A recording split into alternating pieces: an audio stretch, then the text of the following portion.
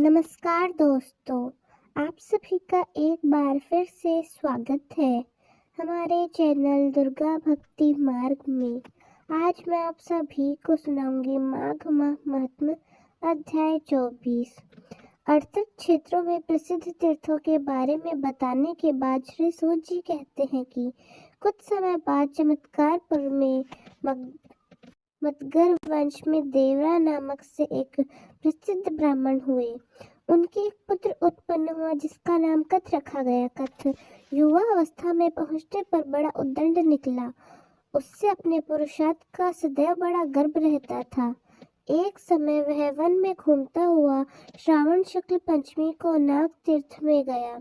वहां उसने नागराज के अत्यंत तेजस्वी पुत्र रुद्र माल को देखा, जो अपनी माता के साथ वहां आया हुआ था।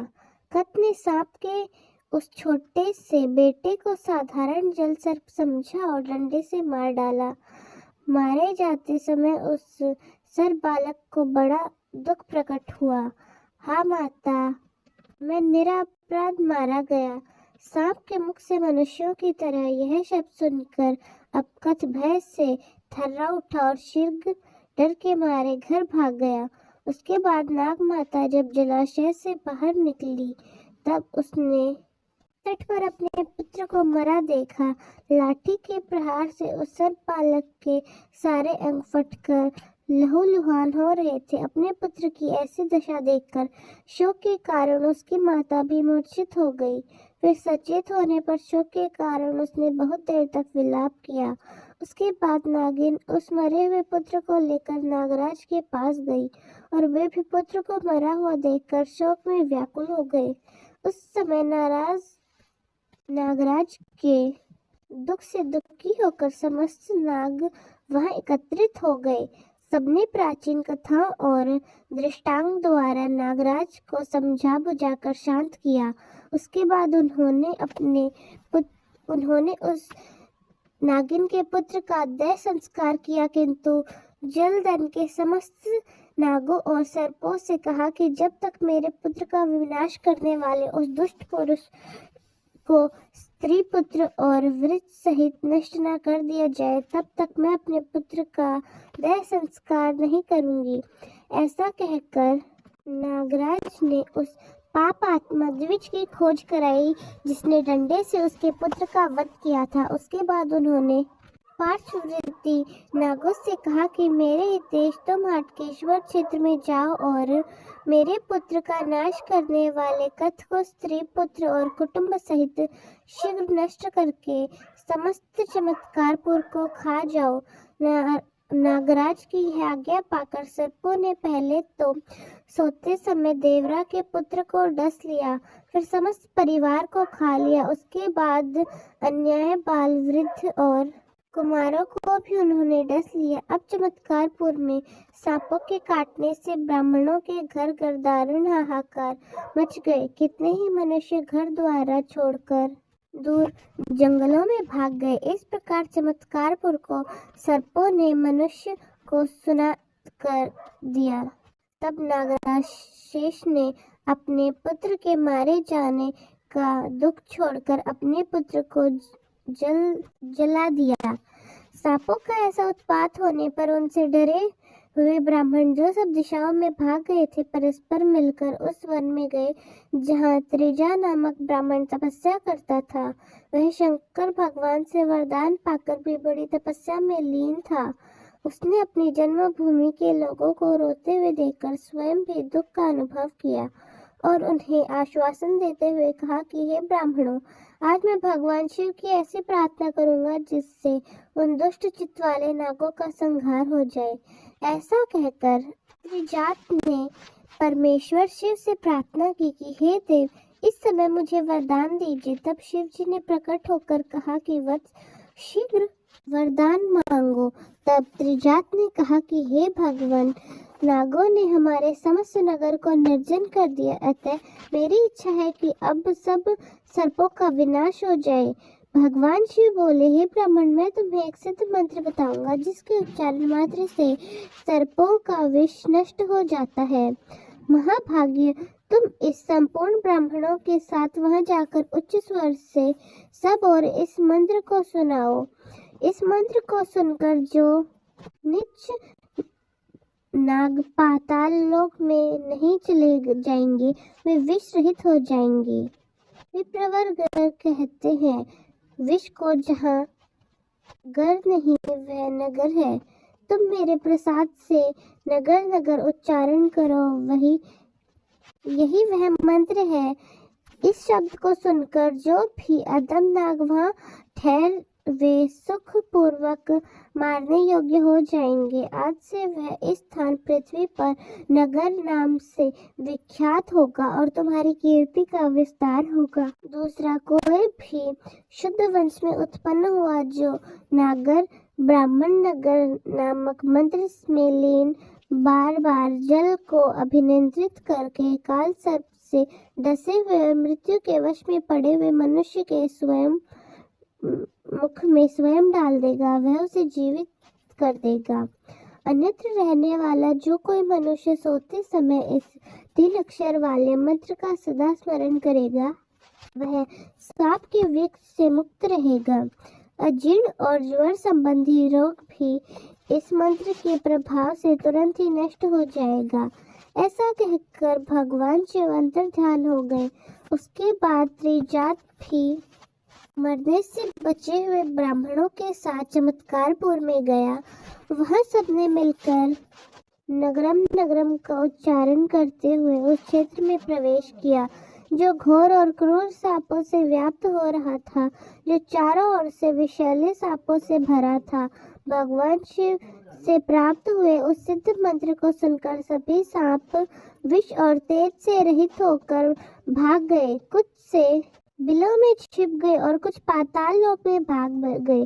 बचे कुछ सांपों को वहां ब्राह्मणों ने डंडों से मार डाला। इस प्रकार सभी पापों को उजाड़कर पीड़ा रहित हुए ब्राह्मणों को त्रिजात को आगे रखकर स्थानीय सभी आवश्यक कृत्यों को पूर्ण किया। हे ब्रह्म ऋषियों, इस प्रकार देवादिदेव महादेव की दया से कालांतर में वह नगर फिर से बसा और नगर नाम से प्रसिद्ध हुआ।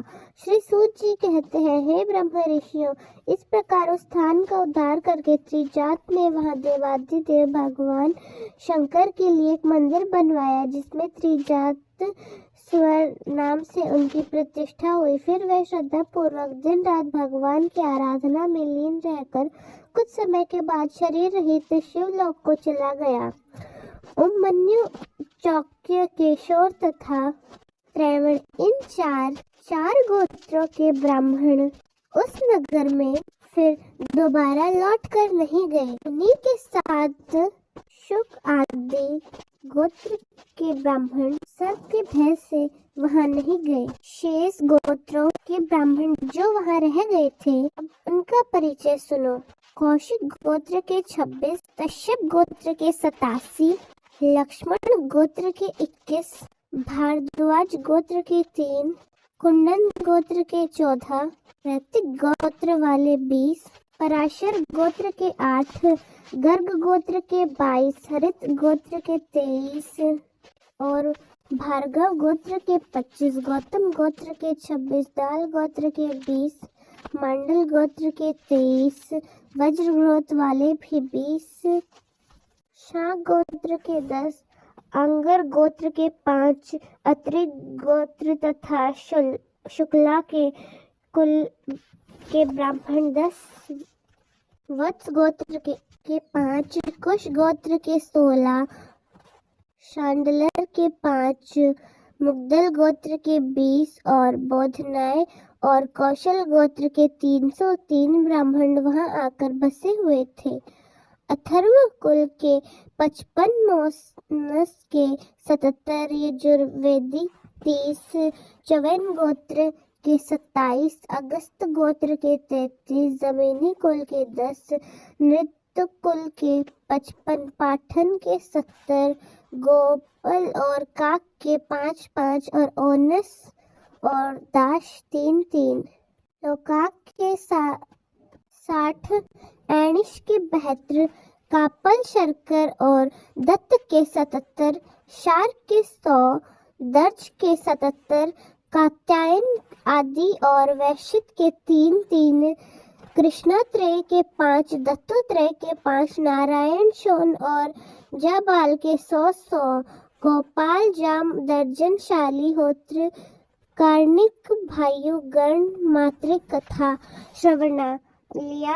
इन ब्राह्मणों के 40 संस्कार होते हैं जो पूर्व काल में श्री ब्रह्मा जी के द्वारा बताए गए हैं। ब्रह्मा जी के द्वारा बताए गए संस्कार इस प्रकार है: गर्भाधान, पुंस्तवन, समित्यो, नयन, विष्णु बलि, जात कर्म, नामकरण, उपनिष्क्रम, अन्नप्राशन, कर्ण, वेद, चौल, अक्षरा, रंभ, उपनयन, व्रत, समावर्तन, विवाह, उपकर्म, उत्सर्जन। ये तो हुए अब तक 17 संस्कार। 18 से लेकर 24 तक 7 प्रकार के पाक यज्ञ होते हैं, जिसमें से पहला हुआ प्रत आहुद, शूलगर, बलिहरण, प्रत्यवहन और 7वां अष्टाहोम। 24 से लेकर 31 तक फिर से हवि यज्ञ संस्था है, जिसमें पहला अग्नि आधान, अग्नित्रहोत्र, दर्शपौर्ण, मास चतुर्मास्य, अग्रे निष्पृध, पशुबंध, सतराम और इसके अलावा 32 से लेकर 38 7 योम यज्ञ संस्था बताई गई है, जिनमें पहला अग्निष्टोम, दूसरा अत्य अग्निष्टोम, तीसरा उक्त शशि वाजपेयी अति रात और 7वां आप्तोर्याम है। 39वां संस्कार है वानप्रस्थ, उसके बाद संन्यास, फिर दया, अनसूया, शौच, अन्यास, मंगल, उपक, अस्प और 48वां संस्कार है अत्यंत सट, अर्थात मृत्यु के समय किया जाने वाला अंतिम संस्कार। ये कुल 48 संस्कार है जो सनातन धर्म में पालन किए जाते हैं, जिनका विस्तार पूर्वक वर्णन श्री ब्रह्मा जी ने किया था। यहाँ पर मैंने इन सभी संस्कारों के बारे में सिर्फ इसलिए बताया है क्योंकि हमें अपने सनातन धर्म से जुड़ी हुई जो भी जानकारी है उसका पता होना चाहिए, ताकि हम अपने धर्म को ज्यादा से ज्यादा जान सके। इस प्रकार 64 गोत्रों के श्रेष्ठ ब्राह्मण महात्मा त्रिजात द्वारा वहां पर लाए गए। वे सब मिलकर लगभग 1500 ब्राह्मण एकत्रित हुए। फिर वहां समान भाग उपभोक्ता हुई। सबकी स्थिति वहां पर एक समान मानी गई। क्रमश सभी का वंश बढ़ने लगा और उनके सहस्त्र पुत्र प्रौत्नता, दोहित्र और भागिनी हो गए। उन्हें सारा नगर भर गया, जो किसी समय सर्पों के भय से खाली हो गया था। जो मनुष्य सदा भक्ति भाव से इस चरित्र पाठ करता है, इस पृथ्वी पर उसकी संतान का कभी नाश नहीं होता। श्री सूत जी कहते हैं, हे महर्षियों, पूर्व काल में तक्षक नाग सर्वाष्ट्र देश के राजा के यहाँ पुत्र रूप में उत्पन्न हुआ। उसका वहाँ नाम रैवत था। उन्हीं दिनों अनर्थ देश में राजा प्रभंजन राज किया करते थे। उनका बहुत से राजाओं के साथ वैर बन गया था, इसलिए शत्रु उनका देश उजाड़ दे और पशुओं को बलपूर्वक हर कर ले जाते थे। अतः उन पशुओं के साथ उनका सदैव युद्ध होता रहता था। उसी समय उनकी धर्मपत्नी प्रियवदा ने ऋतु स्नान करके गर्भ धारण किया। समय के अनुसार कमल के समान नेत्रों वाली एक सुंदर कन्या उनके गर्भ में उत्पन्न हुई, जिसने रात के अंधकार में अपनी अंग कांति से सूतिका ग्रह को भी प्रकाशित कर दिया। राजा प्रभंजन ने पुत्र की ही तरह अपनी कन्या के जन्म का उत्सव मनाया और आगे गाने और बाजों की मधुर ध्वनि छा रही थी। 13वें दिन राजा ने ब्राह्मणों के आगे कन्या का नामकरण संस्कार किया। उसका नाम श्रेम कल्याणी रखा गया। सौराष्ट्र नाथ रेवत के साथ उस कन्या का विवाह कर दिया गया। उन दोनों नव दंपत्ति से रेवत नाम वाली एक कन्या उत्पन्न हुई, जिसका नाम बलराम रूप में अवतरित हुए नागराज शेष के साथ हुआ। राजा रेवत और शिमारी से प्रौढ़ अवस्था आ जाने पर कोई वंश प्रवर्तक पुत्र नहीं हुआ, जिसके कारण उन दोनों के मन में बड़ा भारी दुख था। वे अपने सारे राज्य मंत्रियों को सौंपकर पुत्र के लिए तपस्या करने के उपदेश से तपोभूमि में चले गए। विंध्याचल पर्वत पर अपने लिए आश्रम बनाकर दोनों एकाग्रचित्त होकर रहने लगे और कात्यायनी देवी की स्थापना करके उनकी आराधना में लीन हो गए। कात्यायनी देवी वही देवी है जिन्होंने कुमार व्रत धारण करके महिषासुर का वध किया था।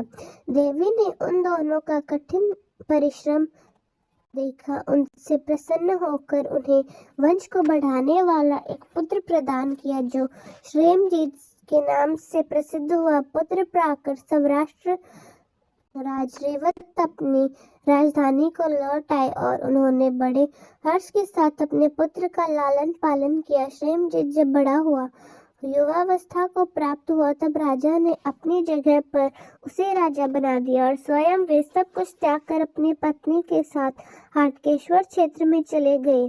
वहां उन्होंने भगवान शंकर का मनोहर मंदिर बनवाया और एकाग्रचित्त होकर यवतेश्वर नाम वाले शिवलिंग की स्थापना, जो दर्शन मात्र से ही समस्त देहली पापों का नाश करने वाला है।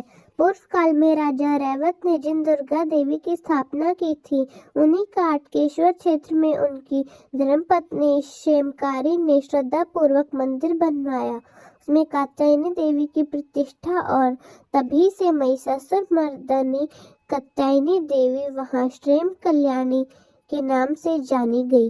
दोस्तों, कैसी लगी आपको हमारी आज की कथा? कमेंट्स में जरूर बताएं। धन्यवाद।